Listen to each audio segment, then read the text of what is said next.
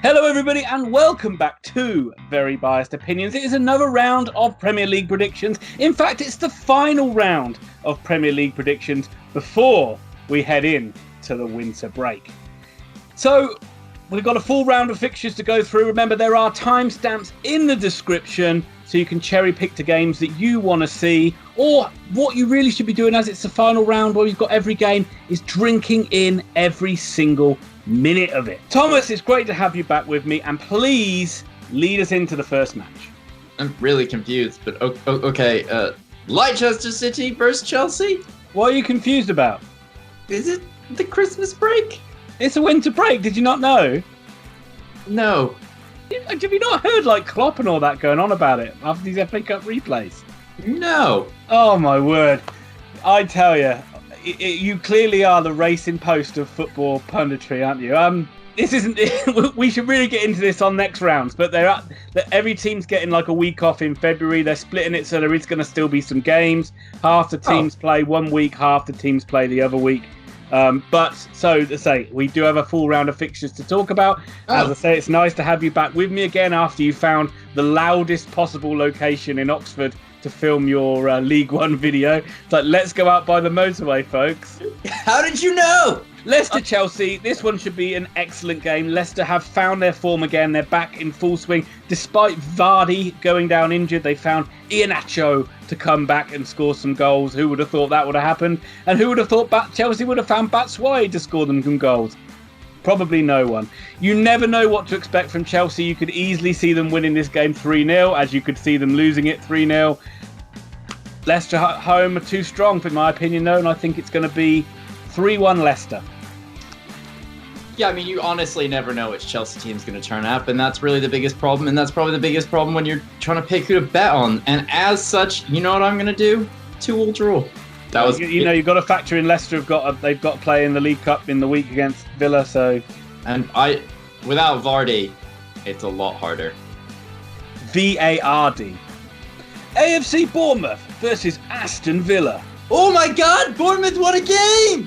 Oh, Eddie Howe is safe for the rest of eternity. No, honestly, I'm so happy. Bournemouth absolutely thrashed Brighton, and it was a deserved victory. Brighton offered next to nothing in this game. Their season has floundered, but let's talk about Bournemouth. They've probably not turned a corner, for being totally honest. They still have 98 of their first-team players out injured. Eddie Howe is probably carrying an injury we just don't know about at this point. Villa, on the other hand, are still hard to guess. They went out and they beat Watford 2-1. They ended Watford's winning run, and now Watford must lose every game for the next 2 months because that's how they operate. And maybe that'll be what saves Bournemouth in the Premier League. Well, they lost to Watford, didn't they, in the FA Cup? Watford lost to Watford? Yes, they did, and I meant to say Tranmere. And then Tranmere went and lost to Man United in historic fashion. But what a surprise. That's shoehorned in, isn't it? I digress. I've got Bournemouth to win this game. It just... when do I ever not back Eddie to win a game? 2-0. I'm going to put this one down for a draw, I think. It's a massive game for both sides, and I think both sides will just be too scared to lose it rather than being too adventurous to go out and win it. I think Pepe Reina's made a big difference to Villa coming in. He's just, 37, isn't really too old for a goalkeeper, and he's still very much a quality keeper to bring into the side. And his experience just helps everything. They relied too much on Grealish, but I think they had a good win. They had a great win, didn't they? Scored in the last second against Watford. Yeah. As they had real good turnaround, as you just said. How shows you what you can do, Eddie, if you don't pick two keepers. That helps a lot. And but both sides are in trouble, but I think this is going to be a 1-1 draw. Liverpool versus Southampton. If this had been a few weeks ago, if this would have been earlier on in the season, you'd have said absolutely Liverpool win this 4 or 5-0. But Southampton's resurgent form means that you can only think Liverpool might win this 1-0 or 2-0. Because Liverpool are in outstanding form. They every time an obstacle comes in front of them, I mean, people pick the Wolves game as a possibility game that they might not win and it might end the unbeaten run, but they find a way to win every single time. Yep, Southampton have been outstanding. Danny Ings leading the line and scoring seemingly in every single game. What do you think about Klopp's comments about the FA Cup? He's actually said He's almost given up on it and said that he's not gonna go. They're gonna play the kids like they did in the League Cup. I mean, you kind of feel like the kids, if they can beat Everton, can probably beat Shrewsbury. So I wouldn't be too worried about it if I'm being totally honest. Additionally, it's a weird thing to do, but I think he'd like to win the Premier League and just fuck every other competition, just win the league. It just shows you how the Football League and the Premier League just always never seem to like marry up. It's like the Premier League have said we want every team to respect the winter break. You know, we don't want you playing friendlies, we don't want you playing exhibition matches. You're off. You're not playing games. And then they go and schedule FA Cup replays during that time. It's like, you know, it really you're kind of like damned if you do, damned if you don't. And I'm not surprised that the Premier League sides play to the tune of the Premier League because that's where the bloody money comes from. Yeah, but you also like this. If Liverpool don't win this league because Mane, Firmino, and fucking Salah go down injured against Shrewsbury and they can't score a goal for love nor money, like that is Liverpool to a T. That is what Liverpool have done for 20 years: is fail at the final hurdle. And I think if they already had a Premier League title, maybe there'd be a bit more caution to the wind. But I think he's just like, nope. None of this. No one gets hurt. The team plays. No. But I will say that would be fucking hilarious. So in this one, just long we talked for way too long. Southampton will score first. Liverpool come back with 2 goals. It'll be 2-1 Liverpool. Yeah, I can't see past 2-1, but for the sake of difference, 2-0. Thomas, watch out! The Eagles are coming. That's Crystal Palace take on Sheffield United. We love the Eagles, really. We get scared initially. I know. They're actually like they come to save us. Exactly, they're our friends, and they've been friends with Palace until they came up against Southampton. Palace run a really good run of form leading up to that, and losing to Southampton, not the best, but everyone's lost to Southampton. Sheffield United, holy hell! What are you? What? Why are you so good? Oh wait, is it Chris Wilder? Oh. Is that Chris Wilder sliding across the pitch for Oxford? It is. Playoffs? Wow. It is. What were the odds? Honestly, we do this every week. We wax lyrical about Sheffield United. They're incredible. Honestly, they could end up in Europe this season, and it makes no sense. They barely lost to Manchester City. This is going to be a slightly tougher game because Palace are pretty dogged and boring to watch. But I'm going to go for a Sheffield United 1-0 win. Yeah, that's the one thing. Sheffield United beat Millwall in the FA Cup, and that was the one thing Gary Rowett, Millwall manager, said. He goes, you cannot fathom how hard this team works. They just literally an exhibition on how much running you need to do. I remember Wilder when he was manager at Oxford. I remember there was like the FA Trophy is like that. The conference is like FA Cup version, if you like, and nobody really cares about it. And I remember Oxford played a pretty strong team in it and everyone was surprised. And Wilder was very much like, I set a side out to win a game of football, whether that's like this or whether that's league or whether that's something else. I set an Oxford United side out to go and win. And I think that's just testament to his ethos as a manager. I was to say, I think Palace have made a good signing getting Czech Tosin. I think that could be a good fit for them. I think they need a kind of a guy who does the Benteke job, really, because his goals have all dried up. He doesn't get any goals from set pieces anymore. So why Czech doesn't he play football?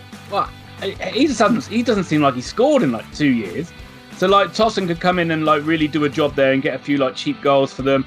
But I think Sheffield United are going to win this. They're generally just so good away, and Palace a bit not so great at home. I think Sheffield United will win 2-1. Watford versus Everton. Well, you've already touched on Watford now got to embark on a long winless run, which will no doubt see Nigel Pearson fired. But yeah, it just shows you that, I mean, Everton aren't safe either. I mean, they absolutely threw away a 2-goal lead against Newcastle, 2 goals in the 90th minute. We'll get to how good Steve Bruce is in a minute, I'm sure. But they're still sort of really struggling this season and not desperate, have not pulled away from the drop zone, so they'll still be looking for points. Watford, although they've been on a good run, they've only just got themselves out of trouble, and with those sides at the bottom still winning, they could easily like slide back into the bottom 3. And I am actually really stupidly going to back Everton in this one. I just think Calvert-Lewin's in good form. They're playing okay. And I think that a nice week off with the FA Cup They've been stewing on that 2 goals given away. And I think Everton are going to win this. I think they're going to win it 2-0. You don't think Watford are going to go? No. No. I don't know what it is about Watford, but it's got to be 3 years in the Premier League now of when they lose 1, they lose 10. And we joke about it all the time. It's why all their managers get sacked. The club just doesn't seem to be able to put together a winning run. But Pearson's done a really good job making them harder to beat. They didn't exactly get smashed apart by Villa. It was a last-minute goal, if memory serves, to win it. Oh, yeah, it was. Yeah. It was, Tom, but they really went in and played like they didn't want to win the game. It was really strange. And then, obviously, they could have beat Spurs and missed a penalty as well. So that's a couple of results putting in with the Tranmere one where they've kind of stuttered a little bit. But that being said, I don't know what fixes Everton. I don't know what it is that makes this club better. It's like Carlo Ancelotti must have taken the job, be being paid a boatload, and just be going, I can't believe they're paying me to do this, because the club is... They've just told him it's a job in Liverpool. I'll be in red? Yes, you can wear red if you want to. I don't trust them, nor do I trust Watford. I see this being a 1-1 draw. Neither of these sides really fill me with faith. Okay, ladies and gentlemen, so we're going to take a very quick pause on the predictions, because we're probably wrong about all of them anyway. To quickly recap, me and Ian are tied at 12-12 in Premier League predictions going into week 25. It's all to play for before I smash Ian into the ground in the final 3 weeks of the season and win myself a free meal. Additionally, please look below for the timestamps. Please look below for Grandstand Betters. They're a wonderful tipster website that really care and are good at this. And it's Super Bowl weekend, so they'll no doubt have a load of big tips going on. Take them. Don't listen to us. But I believe the New England Patriots will win that. It'll be that or the Lakers. Exactly. It's still raw, Ian. It's still raw. Oh, why did I say that? I could have named any other basketball team. Anyway, enough of Ian's philandering or whatever that is. Please give our videos a like. Please click subscribe if you want to. We are almost at 1,100 subscribers, and we really do appreciate it. We are growing at a rate of knots that we never thought we'd see. We're getting views at a speed that makes Virgin Internet look positively slow. Virgin Internet's always slow. It's a bad choice of words there. But anyway, we really like and we really appreciate and we love that you guys just keep contributing, keep commenting, and we're doing our best to respond to as many as we can. Check out our website. Check out our social media. And without further ado or any more lilies being gilded, Ian, lead us into the next game. Tottenham Hotspur versus Manchester City. I don't know what to think of Manchester City. Laporte's coming back, and Guardiola has labeled Laporte the best defender in the world. Oh, yeah. I tell you what, that old adage of you're a better player when you're out of the side. I mean, that is like, Laporte's stock's gone up no end. Wait, he wasn't even a starting player for them when they saw it. No. I don't know what mind games Pep is playing. Equally, at Spurs, Jose Mourinho has quite clearly thrown in the towel already and just doesn't care what happens. They scraped past Norwich in the last round of Premier League matches. They're probably going to end somewhere in the upper mid-table region. They don't seem that interested. Kane is still out. You've got to figure Man City are going to win this. As much as Jose loves a big game and loves to kind of put his mark on it, you got to feel like City are going to win this. I'm going to go 3-1 to Man City. Well, these games have been excellent. These last three, when Tottenham and Man City meet, they have been incident-packed. Champions League semi-final or quarter-final, or was it semi-final? I can't remember now. 2-2 earlier on in the season with a VAR goal again ruled out. But now with Jose in charge, you can see all that joy and excitement being taken away from it. I also do think Manchester City are going to win, but I wouldn't be shocked if Spurs went and beat them because City are so unpredictable this season. I think this will be 2-1 to Man City, though. Oh, no. Newcastle United versus Norwich City.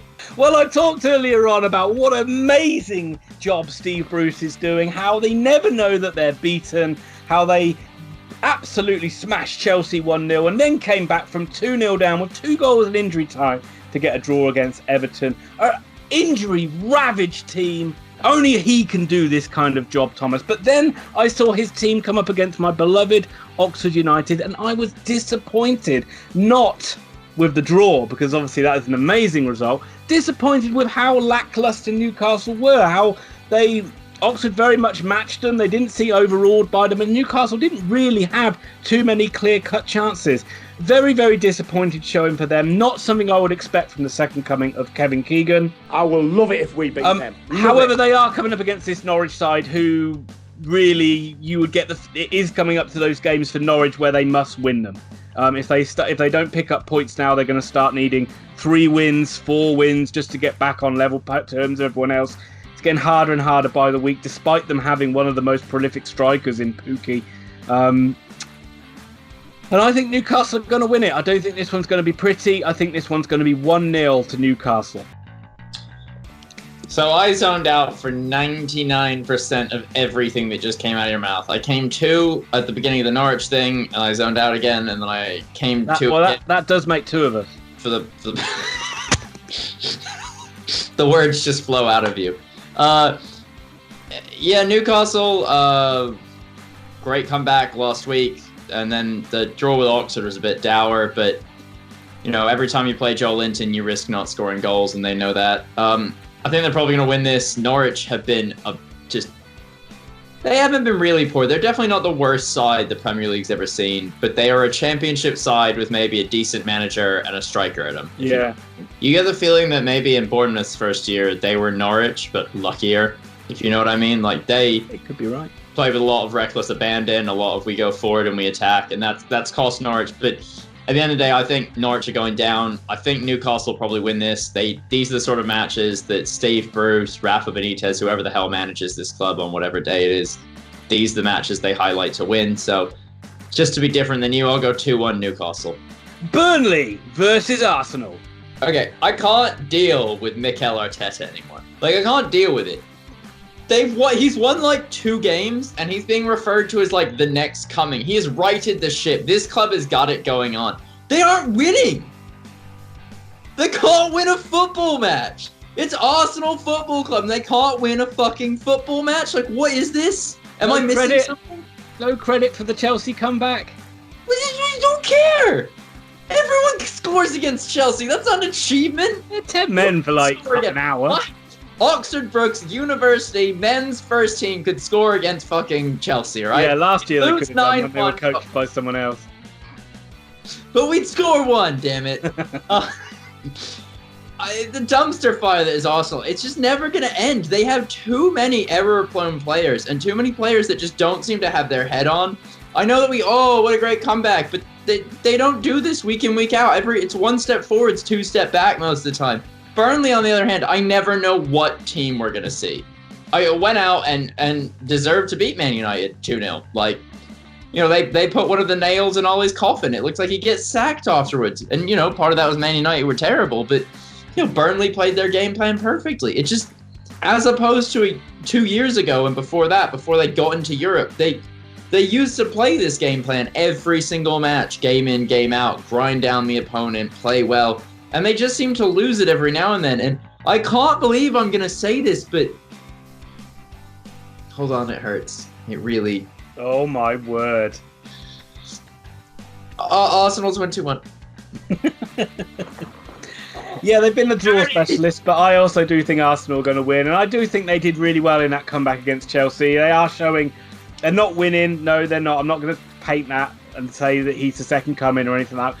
But they are at least showing a little bit more semblance of being a team, showing desire, putting the bodies on line. The things you would expect a football team to do. They're actually now showing that. Martinelli looks an excellent player. Yeah. And I think Arsenal, for the first time in a while, can see some promise. And I think that's why they're just going a bit overboard on it. Burnley... Greatest result in their history, probably. I'd say that. Oh no, that's a bit hard. Greatest result in their recent history. That 2-0 win over Man United. Just they played so well. I think they really played. They played brilliantly, and I've never seen Old Trafford so empty. I know you don't want to hear this, but I agree they're very unpredictable. You don't know what you're going to get. But I'm going to put it down for another draw, just because that seems to be what Arsenal are like lately. I think this is going to be 2-2. It's interesting. Whenever you pick one of these favorites, like you did with Sunderland, and you're just like, draw. It just keeps happening, and I refuse to accept it. I will say one thing. You look at the week Burnley had before the FA Cup, when you say they were in really poor form. Shows you how good Dyche and his team are. They go beat Leicester. They go beat Man United. You just like stabbing me. Hey, come on, it's not about Man United. It's about Burnley. West Ham United versus Brighton, Hove and Albion. I mean, what do you want to say about these teams? All David Moyes does is win. And let me clarify that by he's won 1, lost 3 now, maybe lost 4. They have been nothing short of abysmal under him. And they were abysmal before, but they got their asses handed to them by Leicester. They've lost in the cup, and now they're hosting a Brighton team in dire need of a win. Brighton, the exact same. This is a club that has completely fallen apart. It's got no one pulling in the same direction. They were woeful against Bournemouth. I mean, no one looked like they wanted to be there, and this is one of their most important games. They win that, they're at least 5 points clear of relegation. Yeah, I agree, yeah. It's away from Bournemouth. And all of a sudden, all that early season buzz, that great play by Graham Potter, has faded into nothing. And you know what? It's not Graham Potter's fault, it's the players. Everyone isn't pulling in the same direction. Matt Ryan has been nothing short of a revelation at the back for this Brighton team, but they just don't seem up for it. They don't seem fit. They don't seem like they want to be there. And I think West Ham might beat them here. They're at home. They've been licked a couple times now. They really need a result. No one really wants to fight with the steely-eyed David Moyes because he may just bite your ear off. So I'm going to go with a 2-0 West Ham win. Yeah, you look at this result, you look at this game, and it looks like it's going to be a dour match. But really, this is arguably the most important game of the weekend. Both these sides are in terrible form and really are relegation candidates. It's they're not playing very well, but it's just where are the goals coming from? That's what I look at both of these sides. They just don't look like they're going to score goals. And Brighton, they had a few good wins at the start of the season, then for some reason gave Potter like a 5-year deal. Like, why did you do that? It just made everything so comfortable for him. West Ham, 2 really poor results, and Moyes needs to get a grip of this side. I keep coming back to it. They are going to be looking again to Noble, looking again to Antonio as being like the few signs of life. I mean, they got players like Felipe Anderson, but they don't seem to ever be able to get like a tune out of them. Yeah, but Felipe Anderson's the sort of player that you can tell when he comes to the ground and he's like a racehorse. When he's up for it, you can't run against him, but it feels like half the time he gets there and he's like, man, it's cold today. And I think this one's going to be a win for West Ham as well, but it isn't. I'm just going to go 1-0. I think it'd even be like a penalty, split the difference. I say 2-0 just because Brighton seem to let a ridiculous amount of pressure be exerted on their back four. I'm not saying the back four are at fault, but the team doesn't seem capable of holding on to the ball for any space of time. I don't think you realise how bad West Ham are in front of goal. I don't think you realise how bad Brighton are defending. Anyway, I've had enough, Thomas, of talking about meaningless games, rubbish teams, awful fixtures, because finally, we've got to the main event. Manchester United versus Wolverhampton Wanderers. Well, just when you think Ole Gunnar Solskjaer can't sink any lower, he pulls out one of the greatest results in Manchester United's history with a 6-0 win over Tranmere Rovers. Thomas, as our resident Manchester United expert, talk us through this game. I mean, yeah, the Tranmere result's great, right? I think 4 of the starting 5 defenders scored, but Man United started 5 defenders against Tranmere. 5. A back 5. It's paid off. Phil Jones scored, and all of a sudden, Phil Jones scoring is the greatest thing ever. He's broken his duck. Do you know the last time he scored was when David Moyes was manager? No way. How is Ed Woodward still in a job? Oh my God. The recruitment at Man United has been nothing short of terrible. There has never been a concise idea. What is going on with Fernandes? 2 weeks ago, he was signed, sealed, and delivered, and then all of a sudden, it's just broken down from there. They need a director of football. It is terrible to watch this Man United side play. I'm not saying it's Ollie's fault. I'm sick of blaming managers. And I don't necessarily think it is his fault. There's no good attacking players. And some of the players at Man United clearly think they're better than the club. Well, there's one good attacking player, but he's out injured. And whose fault is that? Marcus Rashford, clearly. I don't think Man United are going to win this game. Wolves are really good. I really like watching Wolves play, but Wolves love to go a goal down before letting anything happen. Like, they cannot get started before then. So the Man United fan in me is going to say 2-1 to Man United, and that will be my official prediction. Would I be surprised by Wolves winning 3-1? No, I wouldn't. Would I be surprised if that result gets Ole Gunnar Solskjaer sacked? No, I wouldn't, because all of a sudden, the media seems to have grappled a hold of the fact that Ole's in trouble. And yet again, Ed Woodward could be sacking a manager because he can't be bothered to do his job correctly and hire a director of football.